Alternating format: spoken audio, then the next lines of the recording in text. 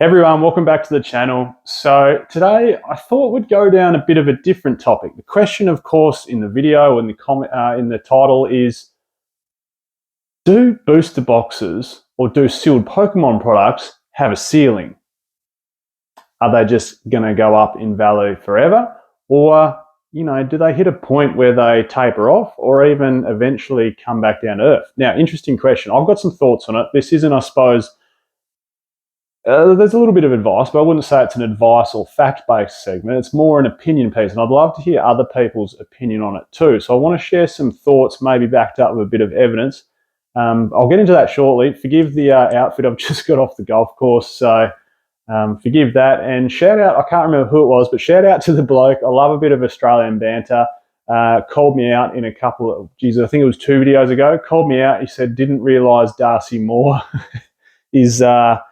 is doing some Pokemon investing content. So in case you don't know what he is, especially if you're not Australian, he's captain of the local football team down here. I'm not even going to begin to explain to US people or people in the UK or wherever you're tuning in from what Australian rules is. It's the most complicated game, but hey, it's good fun. We love it down here. And thanks, I can't remember who commented, but thanks for the banter. Love having a bit of banter thrown my way. So anyway, back onto the topic. So do booster boxes have a ceiling? Now, I wanted to start off with an example, and I've picked the most random set, but Heart Gold, Soul Silver, so HS for short, Undaunted. Now, I'll bring a couple photos of the box up here and also some of the cards you can pull from this set. Now, what's interesting is it's really, really hard, first of all, to find a definite price on this booster box. Now, Pokemon wasn't overly popular when this box was launched. You could argue it wasn't printed very highly, and therefore there's a real lack of supply around. You could also argue the hits inside this box aren't exactly fantastic, and I'll show you some of the hits up on the screen here. You had, racking my memory here, but there was a few nice prime cards like the Umbreon and Espeon from memory. And then you had 2 of the legend cards. There was Kyogre and Groudon and Rayquaza Deoxys. So, not as nice as maybe the Lugia legend card from one of the other HS sets, but hey, you could argue this is a pretty solid set. Like, there's some nice prime cards. I think there was a nice Houndoom prime card as well. I wasn't the biggest fan of the prime cards, and I certainly wasn't the biggest fan of the legend cards. Getting 2 pieces and putting them together just didn't really do it for me. But hey, they still go for strong dollars in a PSA 10, especially that Umbreon, the prime cards, the Lugia, and the legend cards, the 2 pieces, go for big dollars. So what's this? I logged onto the collector app and I just chucked in the booster box and it says roughly 9,000 Australian. And hey, I don't know whether that's right or wrong. I can't find one on eBay in Australia here that's up for sale. And I can't find any that have sold on eBay. I found obviously a booster pack that had sold for 150 Australian dollars. So, times that by 36 and you're sitting somewhere around that sort of $5,000 mark. Obviously, loose packs aren't as much as a box. So, yeah, look, maybe 8, 9, 10 grand. I don't know. Maybe that's fair. Somewhere between 5 and 10 grand, I would have thought, for the box. My point is, I've picked a random box. Where's the ceiling for this box? And, that's a really interesting question. And it brings me to a conversation I was having with someone in my job the other day in the car industry about car prices. And here's something that we've noticed happen with cars. And I was also having a chat with my uncle about this on some of the memorabilia that he collects. And I think there's a bit of a trend, and this is my thoughts on it. I'd love to hear yours. And I think you could possibly relate this to Pokemon, but with several exceptions. Definitely several exceptions. So I'm not saying this is a rule. I'm saying this is some thoughts, but there's some definite exceptions to it. And I'll get into those exceptions to do with Pokemon. But first, these are the conversations I had. So the first conversation was one that I had at work around cars, right? So a lot of boys, a lot of guys, girls included, grew up, me in particular, I grew up with this on my wall. I was 8 years old when the 1998 R34 GTR got launched. I had the poster on my wall. Man, there was no car I wanted more. You know, Paul Walker had it in Too Fast, Too Furious. He had a R34 GTR, I think a V-Spec 2. Like, it was just such a hot car. Like, wanted it. It was on my poster as a kid. So my point is, or the points we were making at work with this conversation that I was having with someone, is that, you know, this car will rise in value. And I've got a little graph here.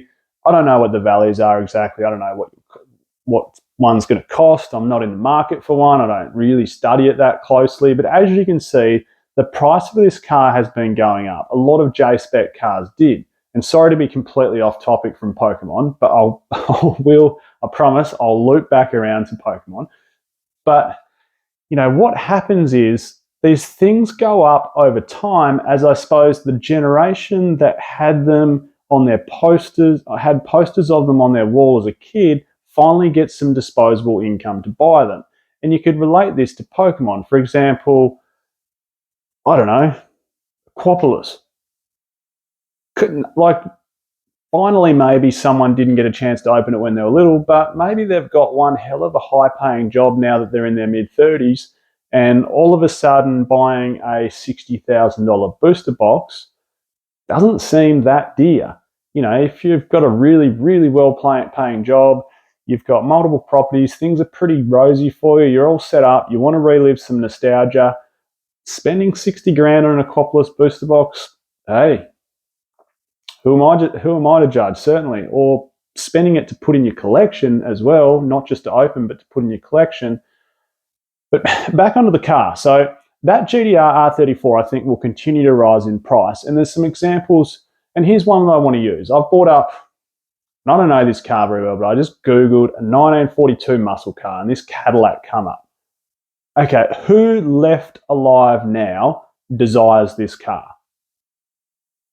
It's from 1942. So if you had this, or maybe you were a 10-year-old kid going down to the shops with your mum and dad and you saw this cruising past the streets in 1950 when you were 10 years old, or 1945 when you were 10 years old, and you're thinking, geez, when I grow up, I really want to own one of them. Now, that generation that wanted that car has gone. Like, they've left the market. Now, there are exceptions to this, but what I'm getting at, and here's something I read as well the other day, most collectors, whether it's cars, collectibles, stamps, Pokemon cards, they're between the ages of 30 and 65.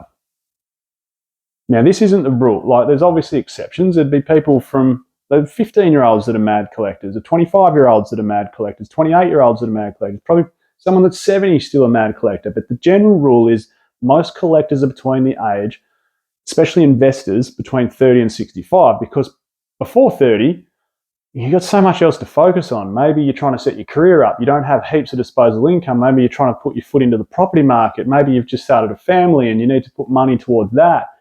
And over the age of 65, you know, maybe, I shouldn't say you're past it because you're certainly not, but, you know, over the age of 65, maybe you've got other things to focus on. You're transitioning into retirement. Maybe you want to liquidate a fair few of your assets. So, you know, you can spend the last 15, 20, 25 years of your life enjoying retirement and having things liquid, you know, going on holidays and, you know, traveling and, I don't know, buying yourself a really nice house to live in for whatever it might be. You get my point.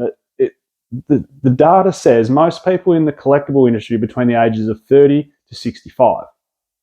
So my point with these cars is the R34 Skyline will remain hot while it's in that hot zone, but eventually it's going to hit a ceiling, and then one day, not anytime soon, of course, but one day the people that are in the market for that car, the people that saw it in Too Fast, Too Furious, the people like me that had it as a poster on their wall as a kid, we're not going to be in the market for that car anymore. Just like that 1942 Cadillac that I had up. I mean, sure, there's probably still people in the market, but not many. Who's sure, it's a nice looking car. I'm not bagging out the car, certainly not. But, the market for that car, the people that wanted that car don't exist anymore. And this is the second story. And again, like I said, I'll loop back around to Pokemon. This is the second story I want to tell you about my uncle. He was a mad Elvis collector, had heaps of memorabilia. But like I was saying before, he's in his 70s now, or just about to turn 70. He's transitioned into retirement and he's liquefied all his collectibles. Because what does he want to do? He's just been holidaying. Every time I talk to him, he's been, where have you been? Oh, I've been to Canada. Where have you been? I've been to Europe. Where have you been? Oh, I've been to Southeast Asia. Like, the collectibles don't mean anything to him anymore. And, when he was born in the very, very early 50s, obviously Elvis massive in the 60s and early 70s, that, like, the point he was making is when he sold the collectibles, it was just on the precipice of tipping over the edge of that market. And now, it reminded me or made me think of what could happen with Pokemon. And this is where I want to transition into. So with Pokemon investing, let's look at, I just want to focus on booster boxes for the time being, but let's look at booster boxes, right? And these are the exceptions. There's definitely going to be some exceptions to this. And it's the same with comic books, because the people that grew up maybe with, I don't even know when Gen 1 comic books come out. Was it the 30s or 40s? You can't escape the rookies. So these are the exceptions, like the rookie comic books, the first comic books. And that's why I think first edition base set booster box will never be an issue. Doesn't matter what generation, doesn't matter when my generation that grew up opening it and wanting it is no longer here. If the Pokemon franchise is still here and there's still people loving the Pokemon game, then that rookie box, that rookie vintage sealed box, will always be worth big dollars. It's like the first ever Ferrari. It's like a McLaren F1, arguably the greatest supercar ever made. Those cars will always hold value and will always move up. So that's what I mean by exceptions. And maybe some other exceptions with vintage, something like a legendary collection, which was a culmination of the first 4 sets, which also had a really unique firework, reverse hollow artwork. I can never see that box being affected. But talking back to Heart Gold, Soul Silver, the example I used at the start, where's the ceiling for that box? What happens when, and I hate to say it, what happens when we get old? And that's what I mean. Like in the last video I did, I was talking about Pokemon being such a fresh collectible, especially a fresh investment. Like the brand or franchise is only just over 25 years old. And the whole Pokemon investing side of things, it's really only come on the radar the last 3 or 4 years. So it is very, very fresh. So it's scary to think what happens when we're out of the market. But what happens when we're 70, 75? Is a HS Undaunted booster box worth anything? Quite possibly not. It could quite possibly get to that point where it reaches the peak and then it starts dipping down because there's just no demand left for it. The people that were in the market for it are have now exited the market and there's nothing left. So, and look, these aren't things, and I want to make this very clear, these aren't things to worry about for the next probably 5 years, 10 years, maybe even 20 years. But, what happens in 40 years? If you plan on keeping some stuff extremely long term, my point is be careful about what you pick. Now, like I was saying before, there's definite exceptions to this. Like the rookie box, that's only ever going to go up. And as more of them get opened, supply is going to dwindle. And we've seen that over the last 5 years. That box is just going north and going north quickly. But the other thing I wanted to point out with this HS Undaunted box is, where does the value even come from? Because even if you pull an Umbreon Prime card, an Espeon Prime card, they're $40, $50 cards Australian raw or US raw. You get a Legend card, they're $70, $80 raw. So even if you pull every hit from the box, you're not getting the value of the box out of it. So why would you buy the box? Well, okay, you might say I'll buy the box because I want it part of my collection. I want to try and get every sealed Pokemon booster box. Or that was the era that I grew up opening cards, so I want that box sealed now. The other side of it might be you're a streamer and you know a much more successful YouTube channel than what I am, and you get lots of views, and you do a box break or people buy the packs. Like, I get that. There's all that side of it. But other than that, where does it come from? Where does the demand for that box come from? Eventually, I think, sadly, eventually, it's going to reach a cliff and maybe come off the other side, even like this. Sealed Jungle booster pack. You could argue this is pretty close to being rookie, but what happens to that in 40 years? Is it worth anything anymore?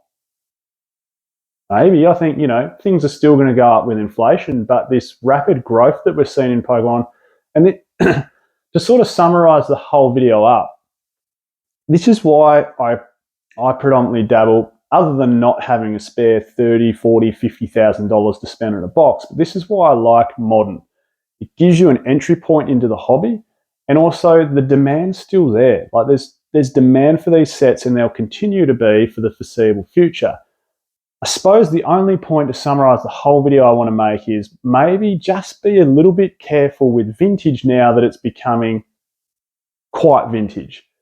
Now, I don't think you should worry. I don't think you need to worry at all about a lot of the exceptions. First edition base, things like I was saying, like Legendary Collection, things like Aquapolis Expedition set, Skyridge, that were really low printed and have that sort of rookie status. But maybe some of the Diamond and Pearl sets, maybe some of the Heart Gold, Soul Silver sets, like, are they just going to get lost in the ether, especially if you plan on keeping 20, 30 years?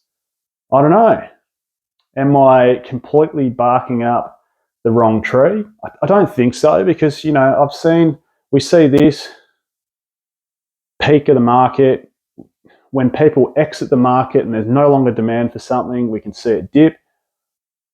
Is it going to happen with Pokemon? Look, obviously way too early to make any firm predictions or any firm calls. This is just me spitballing, but I'd love to hear your thoughts. What do you think is going to happen with booster box prices long term for maybe less popular sets when people have left the market for them?